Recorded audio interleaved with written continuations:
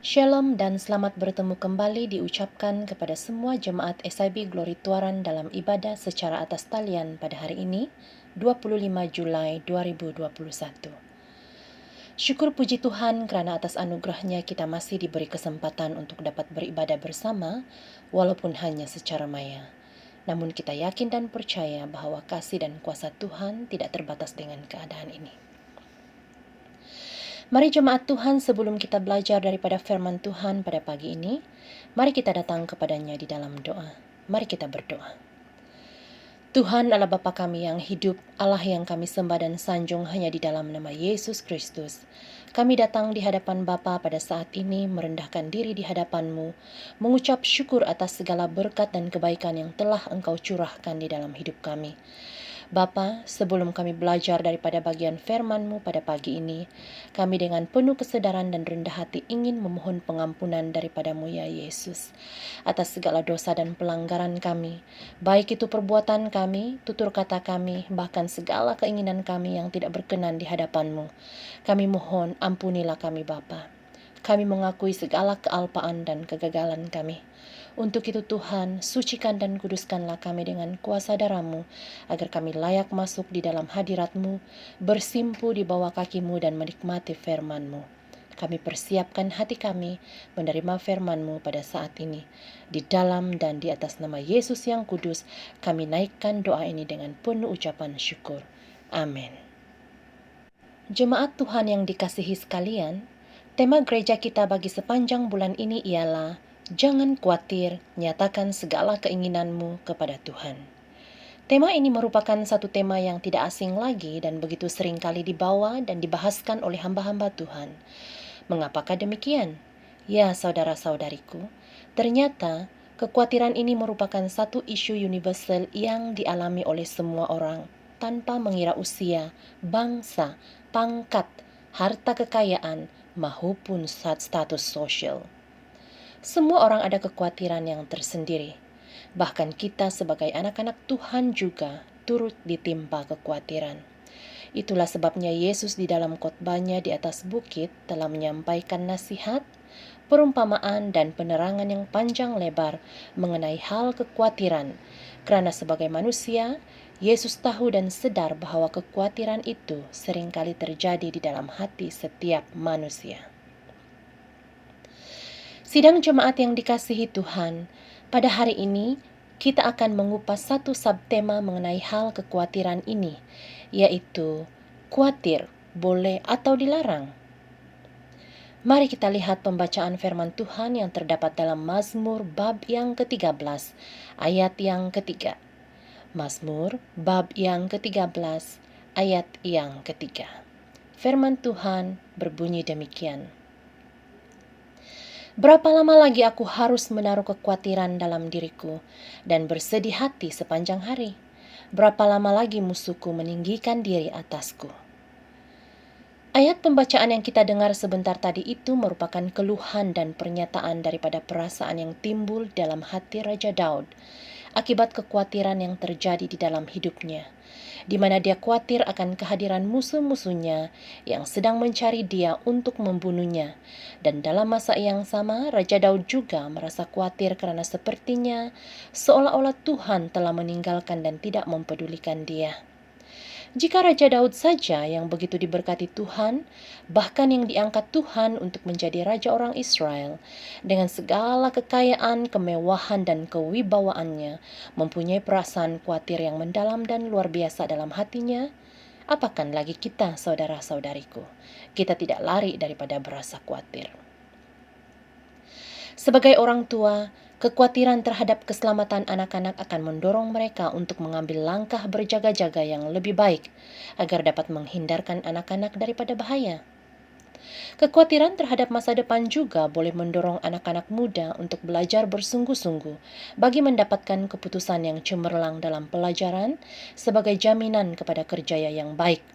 Bahkan kekhawatiran hilangnya sebiji gula-gula yang sedap akan mendorong anak kecil yang sedang bermain dan berlari-lari untuk bersusah payah menggenggam gula-gula tersebut agar tidak hilang atau diambil orang lain.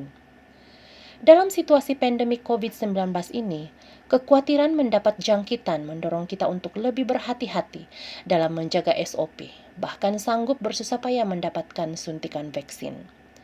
Berdasarkan situasi-situasi ini, ternyata kekhawatiran itu merupakan suatu hal yang positif dan mendatangkan manfaat dan keuntungan kepada mereka yang mengalaminya.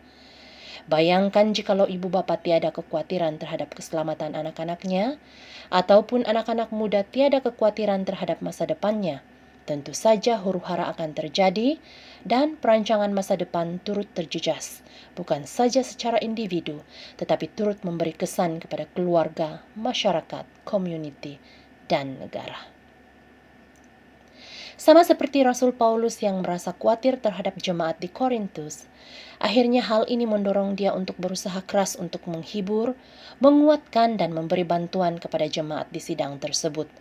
Jikalau Paulus tiada perasaan khawatir, tentunya dia tidak mempedulikan jemaat di Korintus, bahkan tidak bersusah payah mengirimkan surat, bantuan maupun doa untuk mereka.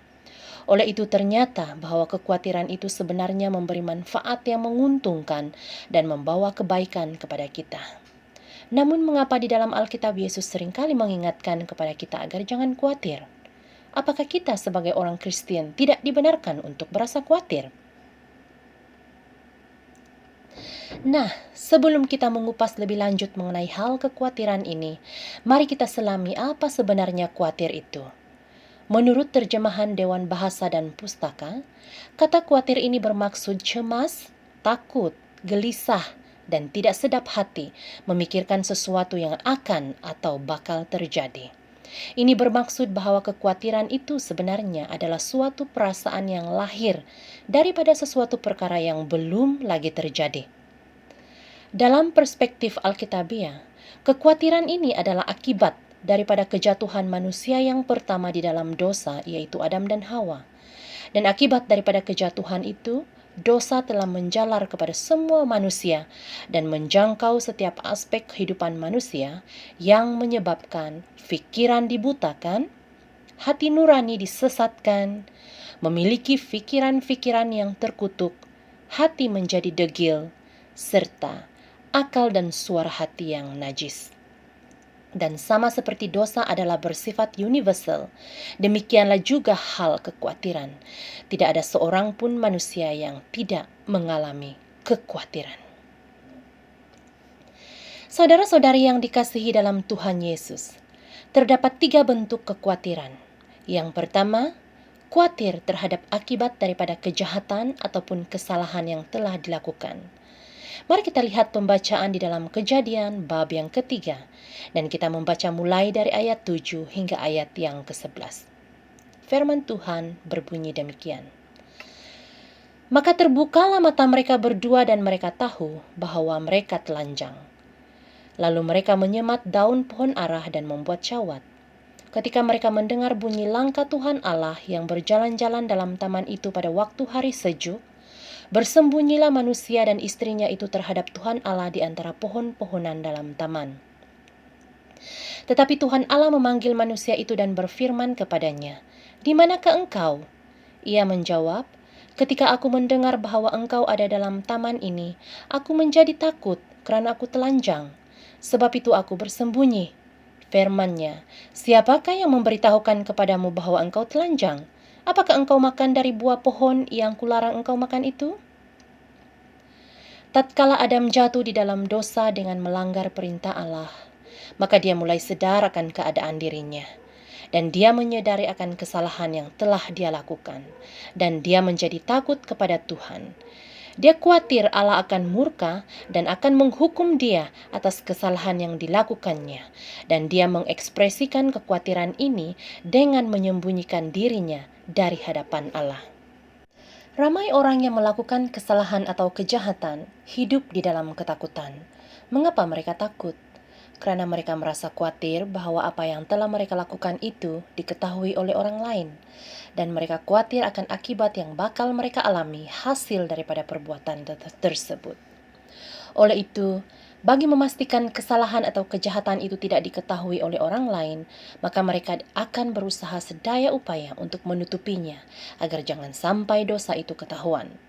Namun justru hal itulah yang menjadikan hidup mereka semakin hancur, karena hidup yang terus dibayangi oleh kekhawatiran akan terbongkarnya rahasia besar yang mereka sembunyikan. Bentuk kekhawatiran yang kedua ialah khawatir terhadap kematian. Kita tidak dapat menjangkakan bila kita akan mati. Isu kematian merupakan satu misteri yang penuh dengan pelbagai teka-teki yang membingungkan dan tidak mungkin dapat kita singkapkan. Tidak ada seorang pun yang tahu saat dan waktunya kematian itu datang menjemput. Tidak ada seorang pun yang tahu berapa panjang umur usianya di dunia. Jikalau kita memerhatikan kematian-kematian yang terjadi di sekeliling kita, kematian itu tidak mengenal usia. Ada yang masih bayi, anak kecil, remaja, belia, dewasa, dan orang tua. Cara kematian juga ada berbagai-bagai cara yang tidak dapat dijangka. Statistik angka kematian dunia melaporkan bahwa di seluruh bumi ini, kematian seorang manusia itu terjadi pada setiap 2,5 saat. Ini bermaksud setiap 2,5 saat ada saja seorang manusia yang mati.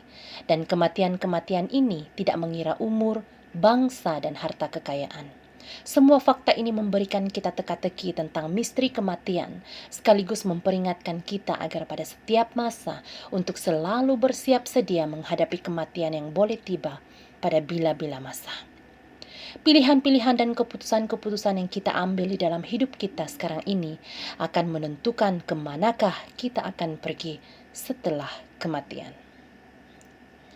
Bentuk kekhawatiran yang ketiga ialah khawatir terhadap kehidupan yang dijalani setiap hari dan masa-masa mendatang. Begitu ramai orang yang merasa khawatir tentang apa yang akan terjadi pada masa akan datang, sehingga lupa untuk merancang dan menguruskan hal-hal masa kini. Hal-hal yang kecil dan tidak berarti diperbesar-besarkan dan dikhawatiri dengan berlebihan. Mereka juga khawatir terhadap masa depan, tentang kesehatan, tentang pekerjaan, tentang keluarga, dan 1001 macam yang membayangi pemikiran yang belum lagi terjadi dan sebenarnya hanya berlegar-legar dalam pikiran sahaja. Jemaat Tuhan yang dikasihi, apakah bahayanya kekhawatiran itu di dalam hidup kita? Firman Tuhan yang terdapat dalam Yeremia bab yang ke-29 ayat 11 mengatakan, "Sebab aku ini mengetahui rancangan-rancangan apa yang ada padaku mengenai kamu. Demikianlah firman Tuhan, yaitu rancangan damai sejahtera dan bukan rancangan kecelakaan, untuk memberikan kepadamu hari depan yang penuh harapan." Berdasarkan kepada firman Tuhan ini, dapat kita rangkumkan bahwa terdapat 3 macam bahaya daripada kekhawatiran yang membelenggu kehidupan kita. Yaitu yang pertama, rasa khawatir ini sangat berbahaya karena ianya merupakan satu ekspresi tidak percaya akan penyertaan Tuhan di dalam hidup kita. Ini berarti kita meragukan pemeliharaan dan berkat Tuhan yang sempurna dalam hidup kita. Allah sudah berjanji bahwa tidak ada rancangan kecelakaan yang Dia timpakan ke atas hidup kita, melainkan damai sejahtera dan masa depan yang penuh harapan. Oleh itu, dengan merasa khawatir akan masa depan menunjukkan bahwa kita meragukan janji Tuhan dan kekuasaannya yang mampu mengadakan segala sesuatu yang melampaui batas pemikiran kita sebagai manusia. Yang kedua, rasa khawatir itu sangat berbahaya karena ia akan menghambat iman kita dan membuat iman kita menjadi lemah sehingga kita kehilangan harapan kepada janji Tuhan. Janji Allah adalah untuk memberikan damai sejahtera dan masa depan yang penuh harapan kepada kita. Dengan iman, kita menantikan janji Allah ini sambil melakukan bagian kita. Namun kekhawatiran boleh menghambat dan membantutkan iman kita terhadap janji-janji Allah, sehingga hal ini menutup jalan untuk kita menerima janji Tuhan di dalam hidup kita. Bahaya khawatir yang ketiga ialah kekhawatiran ini akan membuat kita tidak bahagia. Ia merampas damai sejahtera kita dan menghilangkan sukacita di dalam hidup kita. Apabila kita tidak lagi percaya dan meragukan janji Tuhan yang indah untuk masa depan kita, apabila kita kehilangan iman terhadap rancangan damai sejahtera Allah bagi kita, kita akan kehilangan rasa bahagia, rasa damai sejahtera, dan rasa sukacita di dalam hidup kita. Hidup kita akan sentiasa dibayangi oleh kekhawatiran yang memakan jiwa kita sehingga kita akan hidup dalam ketakutan dan hilang keyakinan diri. Disinilah akan bermulanya segala sakit penyakit yang akan menyerang dan mengambil alih tubuh kita seperti kesukaran untuk tidur, sakit kepala, susah bernafas, mengalami tekanan, gangguan mental dan sebagainya. Saudara-saudariku yang dikasihi di dalam Yesus, jelas sekali bahwa kekhawatiran ini sangat berbahaya di dalam hidup kita. Jadi tidak heranlah kenapa di dalam Alkitab, Yesus dan para rasul berulang kali menegaskan agar kita jangan berasa khawatir. Terdapat 5 hal mengapa kita tidak perlu merasa khawatir. Yang pertama, kita tidak perlu merasa khawatir tentang apapun juga, karena segala kekhawatiran itu boleh kita serahkan kepada Tuhan. Dalam surat Paulus di dalam Filipi 4 ayat ke-6 mengatakan, "Janganlah hendaknya kamu khawatir tentang apapun juga, tetapi nyatakanlah dalam segala hal keinginanmu kepada Allah dalam doa dan permohonan dengan ucapan syukur." Daripada ayat pembacaan ini kita dapat belajar bahwa kita seharusnya membawa semua kekhawatiran dan keperluan kita kepada Allah di dalam doa, berbanding menghabiskan masa dan tenaga kita untuk merasa khawatir terhadap hal-hal tersebut. Yang kedua, kita tidak perlu merasa khawatir karena Allah memelihara segala keperluan kita.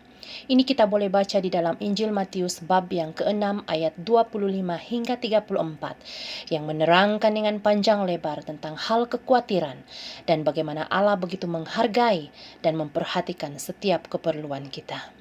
Yesus menguatkan kita supaya jangan khawatir atas keperluan jasmani seperti pakaian dan makanan, karena Bapa di surga akan memelihara semua keperluan kita. Yang ketiga, kita tidak perlu merasa khawatir karena kekhawatiran itu tidak seharusnya menjadi bagian daripada kehidupan orang percaya. Mengapa tidak? Karena firman Tuhan di dalam 1 Petrus 5 ayat 7 mengatakan, "Serahkanlah segala kekhawatiranmu kepadanya, sebab Ia yang memelihara kamu." Allah tidak mau kita membawa-bawa masalah dan beban yang berat. Allah menyuruh kita supaya menyerahkan seluruh kekhawatiran dan beban kita kepadanya. Yang keempat, kita tidak perlu merasa khawatir karena Allah yang akan menanggung segala masalah kita. Mengapa? Karena Dia peduli terhadap kita. Dia peduli tentang segala sesuatu yang terjadi kepada kita. Tidak ada kekhawatiran yang terlalu besar yang tidak dapat Dia hapuskan daripada hidup kita. Namun tidak ada juga kekhawatiran yang terlalu kecil yang membuat Dia tidak peduli akan kekhawatiran itu. Ketika kita menyerahkan semua masalah kita kepada Allah, Dia berjanji untuk memberikan kepada kita damai sejahtera yang melebihi apa yang kita dapat fikirkan dan bayangkan, seperti yang terdapat dalam Filipi bab ke-4 ayat yang ke-7. Damai sejahtera Allah yang melampaui segala akal akan memelihara hati dan pikiranmu dalam Kristus Yesus. Dan yang kelima, kita tidak perlu merasa khawatir tentang apapun juga karena Yesus berjanji bahwa Dia akan memberi kelegaan bagi yang letih lesu dan berbeban berat, serta memberi ketenangan bagi jiwa yang gelisah, sebagaimana firman Tuhan di dalam Matius bab ke-11 ayat 28 hingga 30. "Marilah kepadaku semua yang letih lesu dan berbeban berat, aku akan memberi kelegaan kepadamu. Pikullah kuk yang kupasang dan belajarlah padaku, kerana aku lemah lembut dan rendah hati, dan jiwamu akan mendapat ketenangan. Sebab kuk yang kupasang itu enak dan bebanku pun ringan." Sidang jemaat sekalian, setelah kita belajar bahwa kekhawatiran itu seperti apa dan bahaya apa adanya jikalau kita merasa khawatir di dalam hidup kita, bagaimana pula caranya untuk kita dapat mengatasi kekhawatiran itu, agar kekhawatiran itu jangan terus-menerus menguasai dan membelenggu kehidupan kita? Pertama sekali, kita haruslah percaya dan berserah penuh kepada Tuhan. Orang-orang yang tidak mengenal Allah mengejar material karena kekhawatiran. Tuhan tidak menginginkan kita untuk mengejar material dengan cara seperti orang-orang yang tidak mengenal Allah. Tuhan mau supaya kita mencari kerajaan dan kebenarannya terlebih dahulu. Saat kita melakukannya, semuanya itu akan ditambahkan kepada kita. Karena itu, tetaplah percaya dan setia kepada Tuhan. Dalam Mazmur bab yang ke-37 ayat yang kelima mengatakan, "Serahkanlah hidupmu kepada Tuhan dan percayalah kepadanya, dan Ia akan bertindak." Oleh itu kita harus beriman untuk percaya dan berserah penuh kepada Allah, karena Dia yang akan bertindak bagi kita. Yang kedua, kita haruslah mencari kerajaan Allah dan kebenarannya. Dalam Matius bab 6 ayat 33, Yesus mengatakan, "Tetapi carilah dahulu kerajaan Allah dan kebenarannya, maka semuanya itu akan ditambahkan kepadamu." Kata-kata Yesus ini bukan sekadar suatu ajakan, tetapi merupakan suatu perintah yang mengarahkan kita untuk berusaha bersungguh-sungguh dengan tekun untuk mendahulukan kerajaan Allah dan kebenarannya di atas segala perkara. Mencari kerajaan Allah bermaksud menempatkan dengan sungguh-sungguh kepemimpinan, autoriti dan kedaulatan Allah untuk dinyatakan di dalam hidup kita, yaitu merelakan Dia untuk memerintah atas kehidupan kita. Manakala mencari kebenaran Allah pula ialah kita berkata, bertindak, dan bertingkah laku yang sesuai dengan karakter yang ada pada Allah. Oleh itu sepatutnya keutamaan kita setiap hari adalah mencari kerajaan Allah dan kebenarannya, sehingga kita mengalami berkat daripada Allah, yaitu kita disediakan, kita diberikan, dan kita ditambahkan segala yang kita perlukan, baik secara jasmani maupun secara rohani.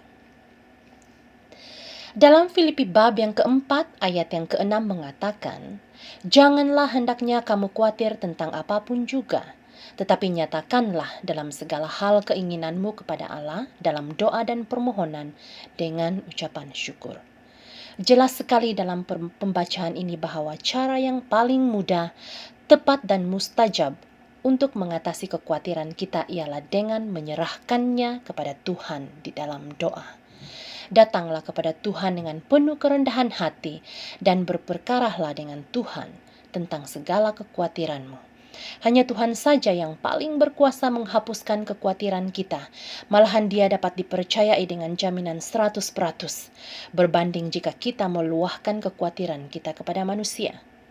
Walau bagaimanapun, Paulus menegaskan bahwa doa sedemikian haruslah disertai dengan pengucapan syukur. Karena walaupun kita mengalami kekhawatiran di dalam hidup, namun jangan pernah lupa untuk melihat segala kebaikan dan berkat yang kita alami di dalam hidup kita, yang mana semuanya itu adalah daripada Allah. Persoalannya di sini saudara-saudariku, apakah kita sebagai orang Kristen sememangnya dilarang untuk merasa khawatir? Jikalau ya, mengapa perasaan khawatir itu wujud dan harus dialami oleh setiap manusia, baik itu orang percaya maupun orang yang tidak percaya? Jawabannya ialah, Tuhan tidak melarang kita untuk merasa khawatir. Karena tidaklah salah jika kita coba untuk hidup lebih berhati-hati dalam kehidupan. Karena mengabaikan sesuatu yang bahaya secara melulu atau sembrono merupakan tindakan yang salah dan tidak bijak. Namun perasaan khawatir itu haruslah bukan menjadi keutamaan kita, sehingga ianya membelenggu dan mengawal kehidupan kita, serta mempengaruhi kewajaran segala tindakan kita. Tuhan mau mengambil alih semua kekhawatiran itu dengan mengajak kita untuk menyerahkannya kepada Dia yang berkuasa menggantikan kekhawatiran itu dengan damai sejahtera, sukacita, dan jalan keluar yang terbaik. Kesimpulan daripada firman Tuhan, semua orang mengalami kekhawatiran, tetapi sebagai orang percaya, kita beriman penuh terhadap janji Allah yang merencanakan kebaikan dan masa depan yang penuh harapan bagi kita. Mari mengerjakan bagian kita, yaitu mencari kerajaan Allah dan kebenarannya, dan serahkan segala kekhawatiran kita kepada Allah. Maka Allah akan menyatakan janjinya di dalam setiap kehidupan kita. Marilah kita terus menjadi saksi Kristus yang baik, dengan tidak gentar dan tidak dikalahkan oleh perasaan khawatir, sehingga mata orang-orang tidak percaya melihat kekuasaan Tuhan di dalam hidup kita. Karena seperti mata air yang keruh dan sumber yang kotor, demikianlah orang benar yang khawatir di hadapan orang fasik. Mari kita berdoa. Bapa di syurga, segala puji syukur kami naikkan kepadamu atas penyertaan-Mu sepanjang pemberitaan firman-Mu sebentar tadi. Hamba-Mu sudah selesai berkata-kata, tetapi biarlah Roh Kudus-Mu terus berbicara di dalam hati jemaat-Mu yang sudah mendengarkannya, agar segala rahasia firman-Mu dapat disingkapkan dan dimengertikan oleh jemaat-Mu. Berkati setiap jemaat Tuhan yang sudah mendengarkan firman-Mu, agar benih-benih firman-Mu itu terus melekat dan tumbuh subur di dalam hati setiap kami, sehingga iman kami terus-menerus dikuatkan dan diteguhkan di dalam Engkau. Jemaat Tuhan yang dikasihi, kasih daripada Allah Bapa di surga yang dikurniakannya kepada kita melalui anaknya Yesus Kristus dalam persekutuan yang manis dengan Roh Allah yang kudus kiranya turun atas kehidupan kita, menyertai langkah hidup kita dan memberkati kehidupan kita semua dari sekarang sampai selama-lamanya. Dalam nama Yesus. Amin. Pemberitaan firman Tuhan sampai di sini sahaja. Terima kasih untuk perhatian jemaat sekalian. Sampai bertemu lagi pada kesempatan yang akan datang. Tuhan Yesus memberkati.